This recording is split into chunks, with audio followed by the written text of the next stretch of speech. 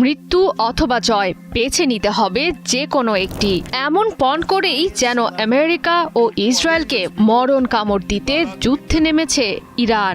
একাই পারস্য উপন্যাসের মহাবীর রোস্তমের মতো চালিয়ে যাচ্ছে লড়াই। গেল শনিবার যুদ্ধে প্রথম দিনেই দেশটির শীর্ষ নেতা আয়াতুল্লাহ খামেনি নিহতের পর পুরো দমে জেগে উঠেছে ইরানের বীর যোদ্ধারা। শ্রদ্ধেয় নেতার মৃত্যুর প্রতিশোধ দিতে ধারাবাহিক হামলার মাধ্যমে দিচ্ছে আমেরিকা ও ইসরায়েলের চালানো আক্রমণের ক্ষুরধার জবাব। বুধবার দেশটির রাষ্ট্রীয় টেলিভিশনে প্রকাশিত এক ভিডিওতে দেখা যায় ক্ষেপণাস্ত্র ও ড্রোন উৎক্ষেপণ করছে ইরানের নিরাপত্তা স্তম্ভ খ্যাত Islamic Revolutionary Guard Corps IRGC।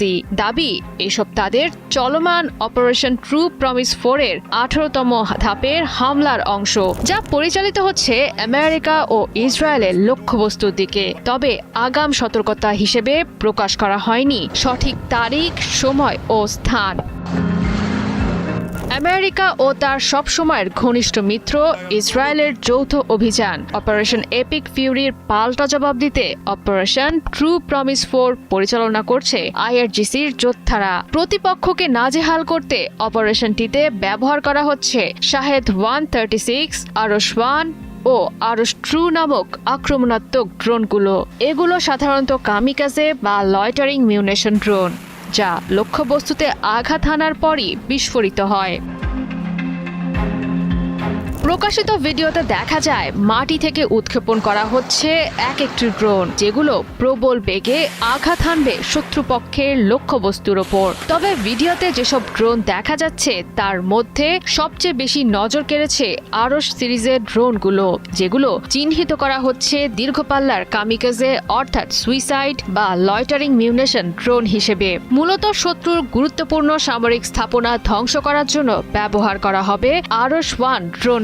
এর পাল্লা প্রায় 1000 থেকে 1500 কিলোমিটার, গতি ঘন্টা প্রতি 600 থেকে 700 কিলোমিটার। এটি প্রায় 800 থেকে 100 কেজি ওয়ারহেড বহনে সক্ষম। উৎক্ষেপণ করা যায় ট্রাক বা মোবাইল লঞ্চের থেকে।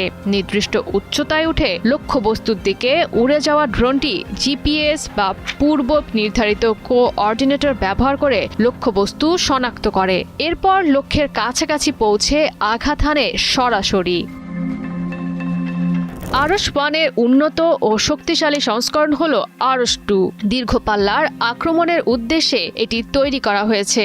বড় ও শক্তিশালী লক্ষ্যবস্তুতে আঘাত হানতে সক্ষম ড্রোনটি ব্যবহার করে থাকে GPS ও উন্নত গাইডেন্স সিস্টেম। শত্রুর বিমান প্রতিরক্ষার নজর এড়ানোর জন্য উড়তে পারে নিচু উচ্চতায়। এর পাল্লা প্রায় 1800 থেকে 2000 কিলোমিটার। প্রায় 100 থেকে 150 কেজি বিস্ফোরক বহনে সক্ষম ক্ষেপণাস্ত্রটি উৎক্ষেপণ করা যায় মোবাইল লঞ্চার বা বিশেষ প্ল্যাটফর্ম থেকে। মূলত শত্রুকে ঘায়েল করার জন্য শাহেদ এবং আরশ সিরিজের ড্রোনগুলো একসঙ্গে ব্যবহার করে সোয়ার্ম অ্যাটাক স্ট্র্যাটেজি কাজে লাগাতে চাইছে ইরান।